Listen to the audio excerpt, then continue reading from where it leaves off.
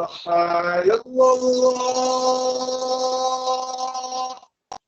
أشهد أن لا إله إلا الله أشهد أن محمدا رسول الله أشهد أن محمدا رسول الله حي على الصلاة حي على الصلاة حي على الفلاح حي على الفلاح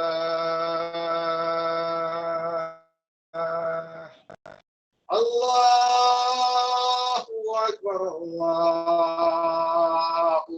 أكبر لا إله إلا الله.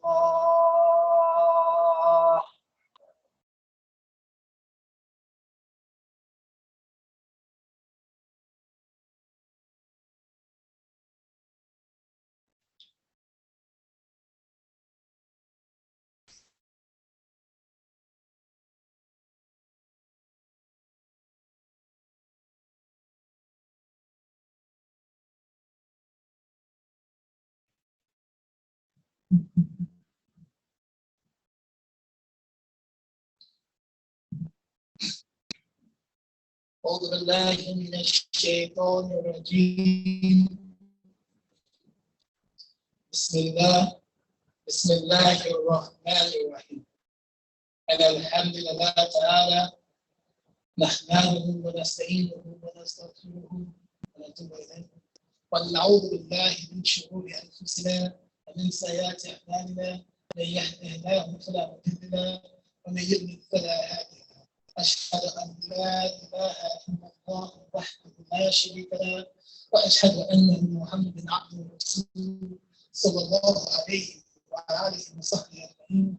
يا أيها الذين آمنوا اتقوا الله حق تقاته ولا تموتن إلا وأنتم مسلمون. يا أيها الناس اتقوا ربكم الذي خلقكم من نفس واحدة وخلق منها زوجها وبث منهما رجالا كثيرا ونساء واتقوا الله الذي تساءلون به والأرحام إن الله كان عليكم رقيبا.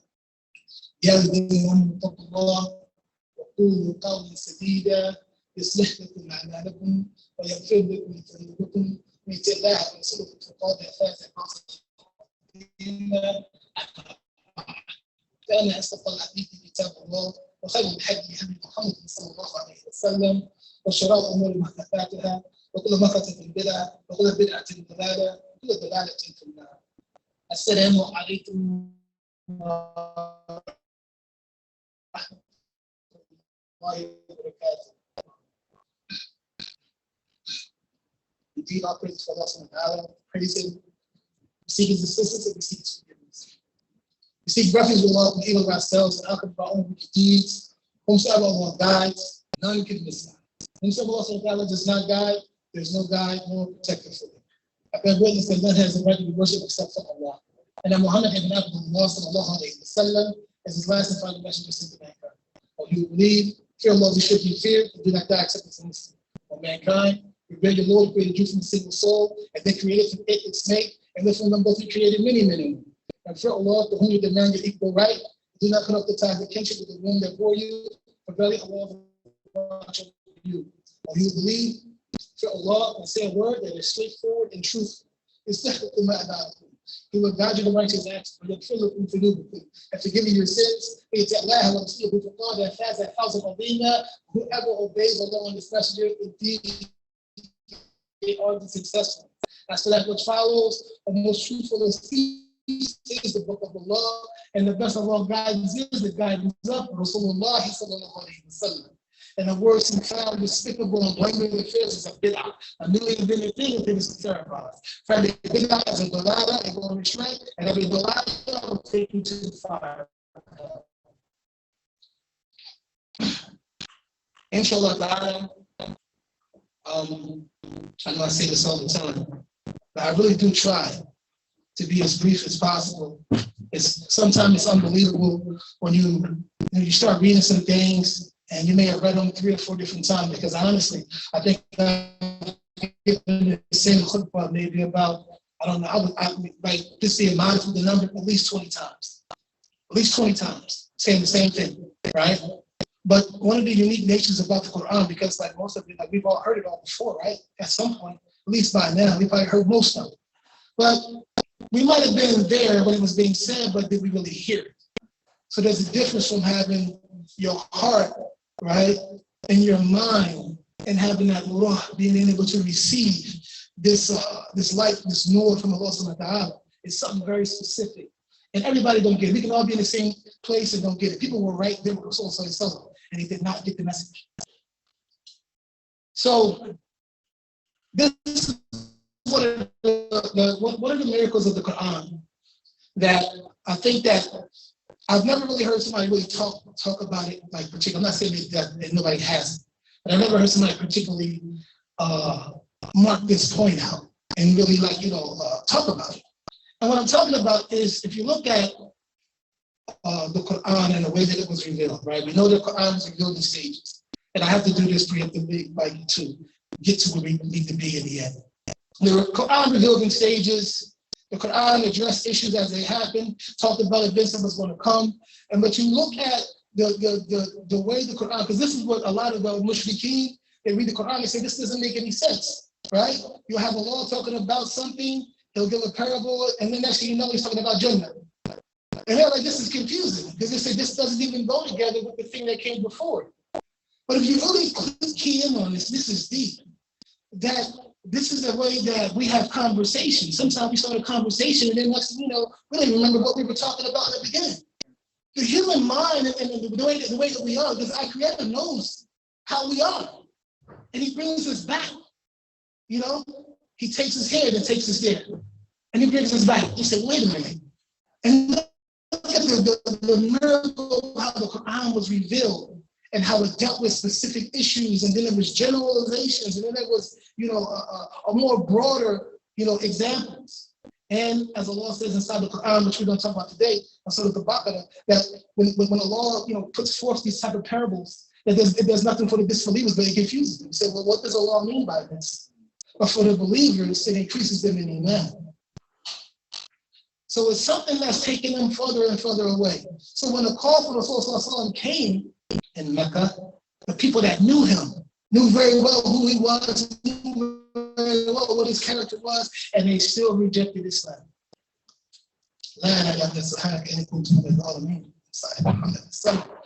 So now, again, I'm talking about Surah Al-Baqarah.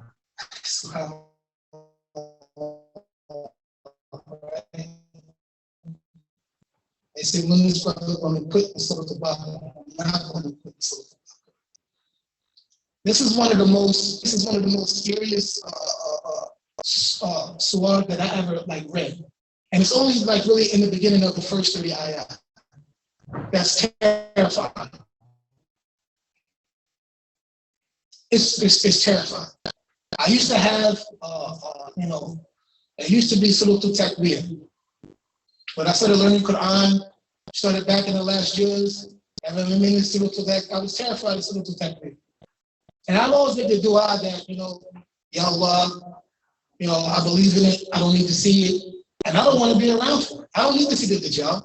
I know this is going to happen. I don't need to see it. I don't need to see Isa alayhi salam. I don't need to see it. I believe in it. I don't want to be there.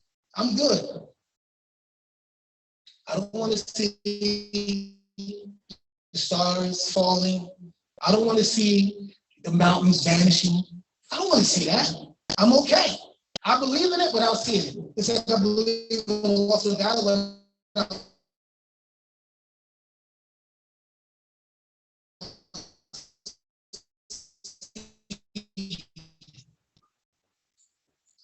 Surah Al-Baqarah and Medina, which came when Rasul sallallahu with Isra al-Mi'raj, right? So it has a very high status, so on and so forth. So I need to be very expedient. So the subject nature of Surah Al-Baqarah is a little bit different. We discussed this a long time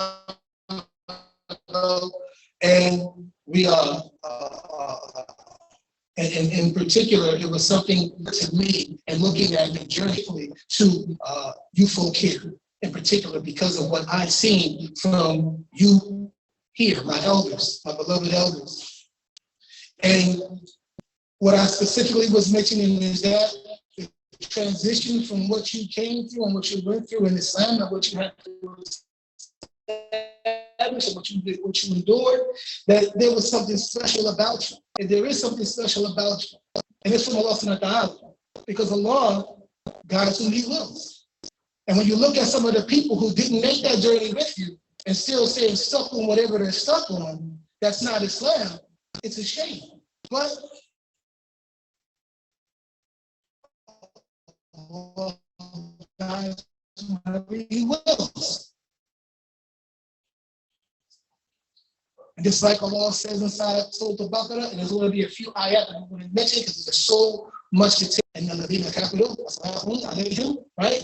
Said that it's the same whether you want them or don't want them. They will not believe. And this is one of the things that troubled us also itself. Because in Medina in particular, it was a different set of circumstances. When it was in Mecca, you see that most of the Meccan surahs dealt with what? It dealt with the Akhirah that they didn't believe in. It dealt with resurrection that they didn't believe in. It dealt with these things that they had. Because why? The Meccans, they didn't have a book.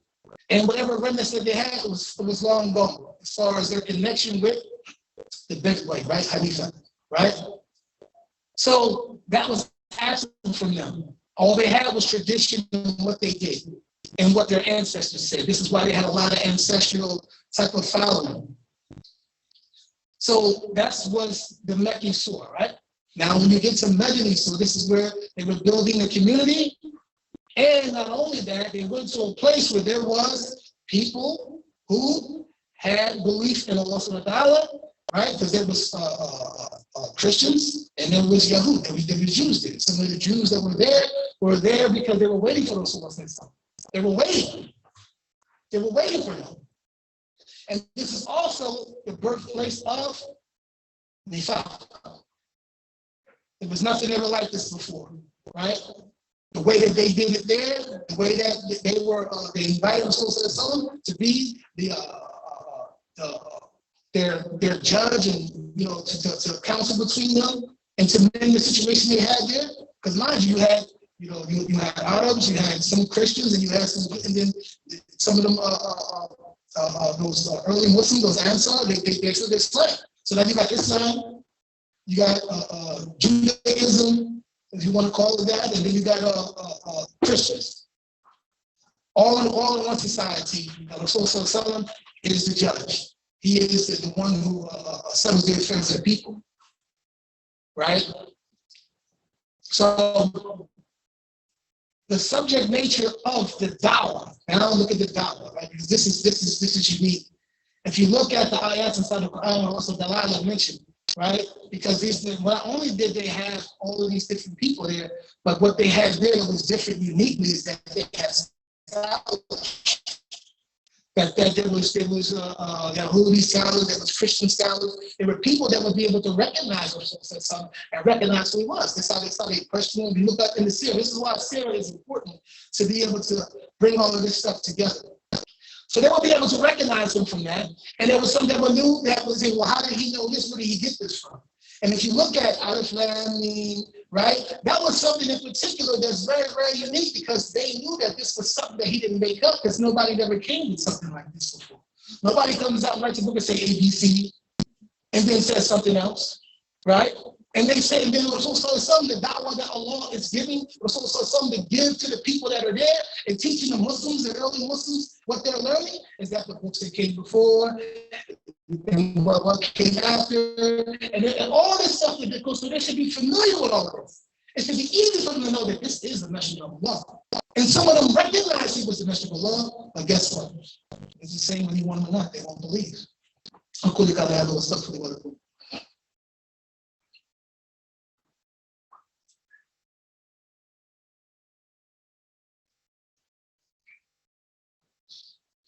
أعوذ بالله من الشيطان الرجيم بسم الله الرحمن الرحيم Alhamdulillah Rabbil Alameen wa salatu wa salam ala Rasulullah sallallahu alayhi wa sallam.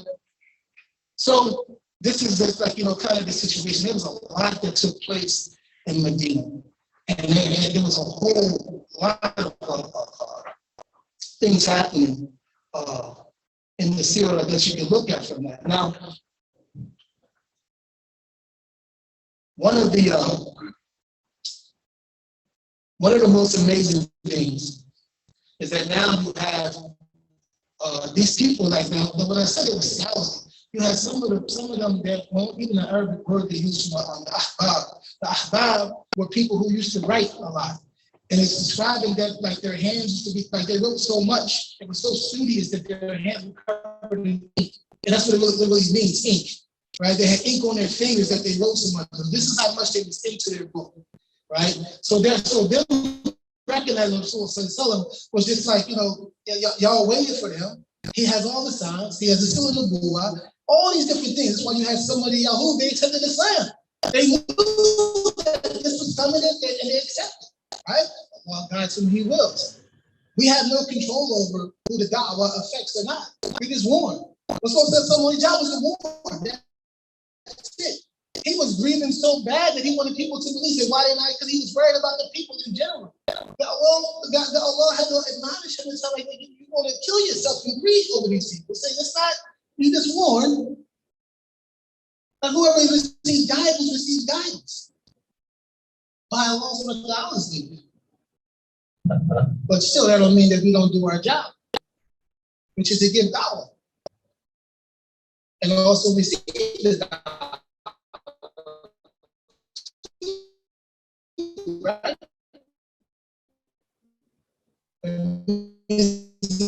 The da'wah comes to us, we receive it. So like I said, we don't sound our faces up and say, you can tell me something. We accept it. This is all right? Let's see. Not, we're trying to attack each other with ahadith and ayat. No. So now, I say what I usually say all the time in reference to Surah Al-Baqarah, and I say, hey, you should read the first 30 or 40 ayat and really read it attentively. And when you read it, ask also the dialogue to open your heart so that you can understand what you're reading. Then take your time. Take your time to go through it. And if you don't know, you say, hey, maybe I need to learn something about the Surah. Read about also life. Because when you start to read the beginning chapter of the Surah Al-Baqarah, and then when you read about what happened in Medina, things were happening, and now you take and think about how the Quran is revealed in stages and how it's almost as if you're having a conversation, like you're being talked to. Like you actually are being talked to. If you look at the levels in which Allah subhanahu wa ta'ala gives these examples, this is amazing. One of the most amazing things I've ever seen is in the beginning of this book. Why? Because again, remember, it's 17 times a day, we ask for the same thing over and over again, and then we're given Alif Lam Mim. We're given the opportunity to submit that we don't know what we don't know, and to accept this guidance. Then Allah subhanahu wa ta'ala gives us an example of who this book is for. Then He goes on to tell us about people who are covered from this book, whose sight is covered, whose hearing is covered, right? Whose hearts are closed. This khatam, the khatam Allahu ala qulubihim wa ala samihim wa ala absarihim bishawa, this khatam of Allah subhanahu wa ta'ala is one, as was described before, is like a cup that's turned upside down. You pour something on top of it, nothing can get inside. But this khatam also means that neither the evil and the bad cannot come out. It can't come out. What's in there is in there. No good can get in, no benefit. So imagine the person will say, oh, how could they be so evil when they play the Quran all the time? They're evil. It's just bouncing right off their hearts. You say, well, how can this person, it's just what people say, right? When Muslims got bad character, and this person, Muslim Quran, I got to advise you and I advise myself. If we look inside this chapter of the Quran, we'll find a lot in the first 30, 35, 30, 40 ayat. Now, in particular,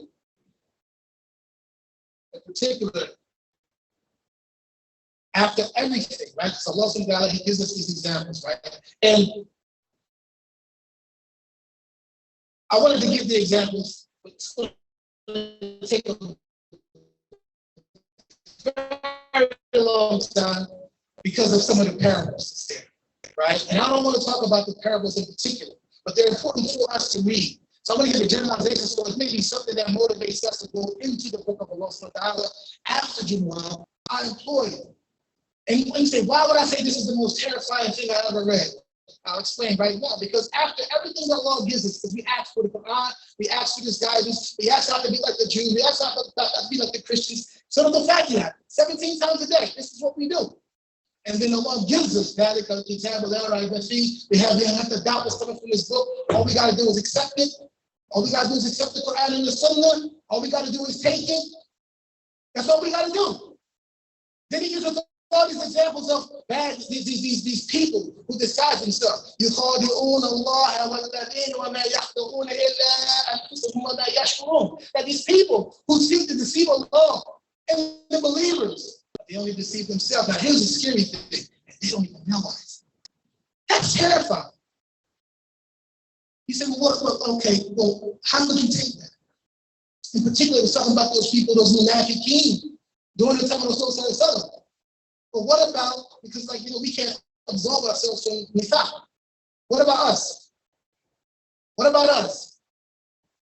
You got some of us, may Allah help us and save us from that, who we are when we say, I'm going to commit this sin, and then I'm going to make tawbah.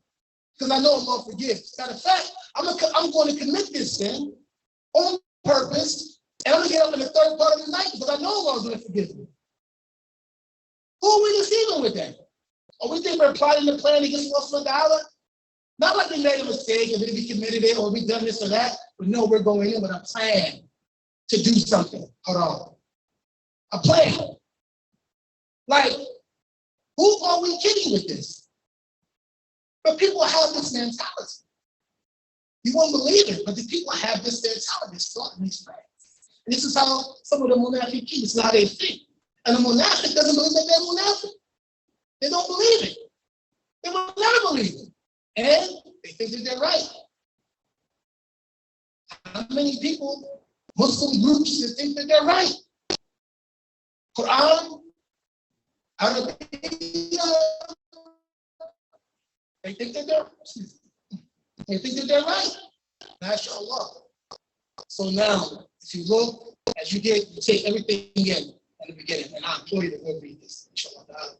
Now you get to what? You get to something now. Allah subhanahu wa ta'ala, after everything Allah tells you from after Surah Al-Fatiha, this is deep. Then you get to the creation of Adam alayhi salam, my father. Then you get to the creation of Adam alayhi salam. Look how beautiful this is, right?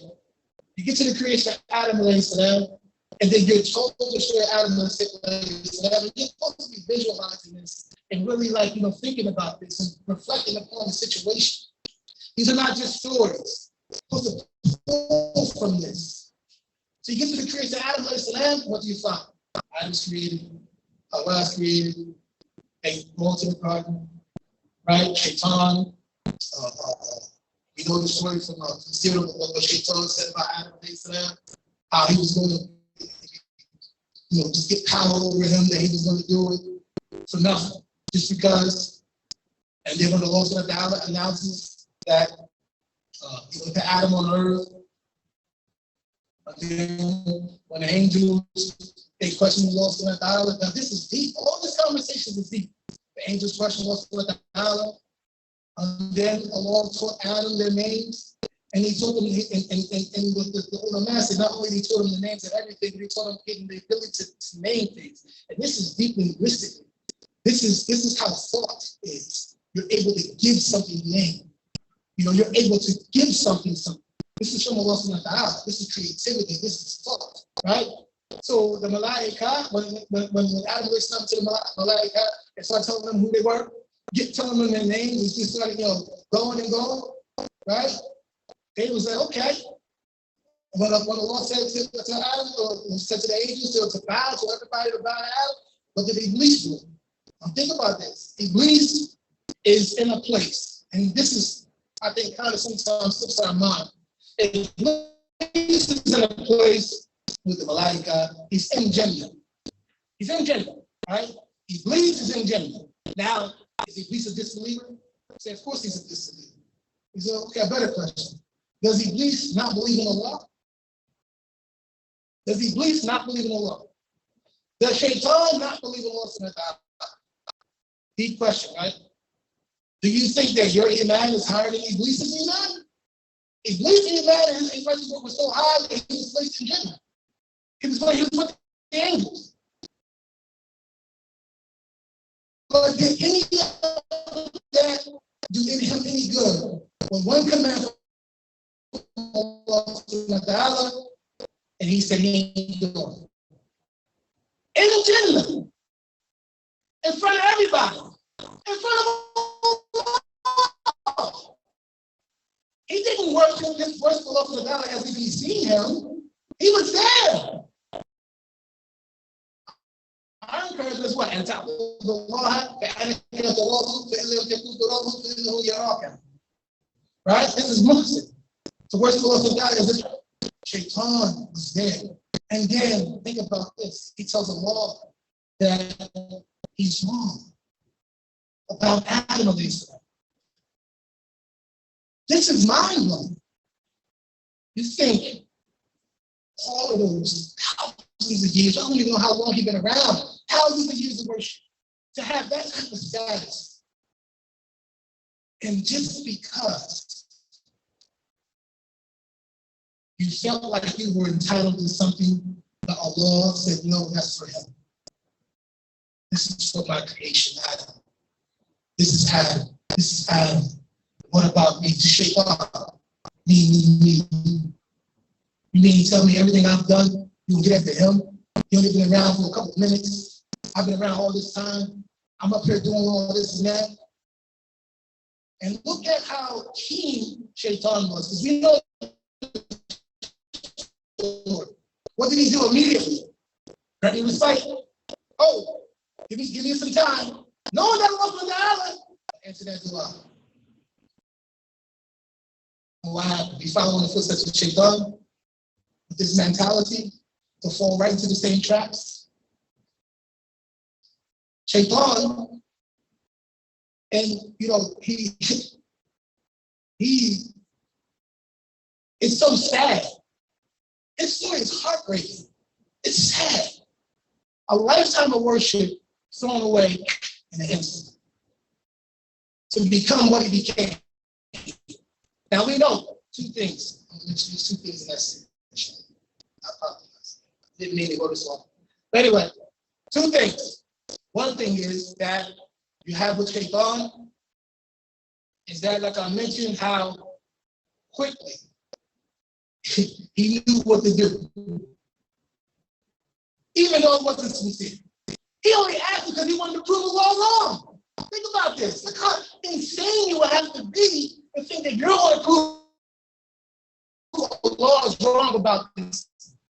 The angels already said, when the angels thought they knew something and they questioned, they said, oh no, you know better. We don't know what you tell us. That's it. When Adam went to the lamb, gave us dark, he said, oh, that's it. They said, that's it. They said, oh, that was it. But not Shaitan. I won't believe that. And he became the worst of the worst in these situations. So what did Allah do? Allah turned to Adam first. La ilaha illallah. And told him what to say. Told him what to say. The same way that Allah turned to us and told us what to ask for, told us what to say, told us how to live, told us how to clean ourselves, told us everything. Gave us the Quran, he gave us the fabulous sunnah of Rasulullah sallallahu alayhi wa sallam. Now, there's a hadith, part of the hadith, and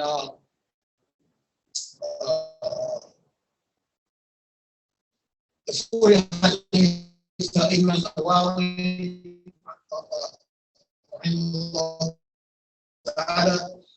There's a hadith that says, to fear Allah wherever you may be.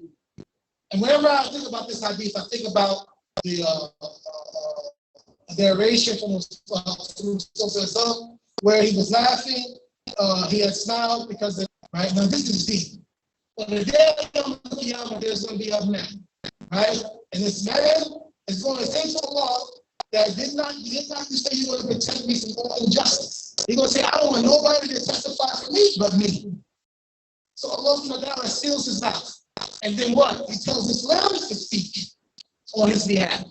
So his limbs start telling everything that he did. And then after he was able to speak again, he started cursing his own self.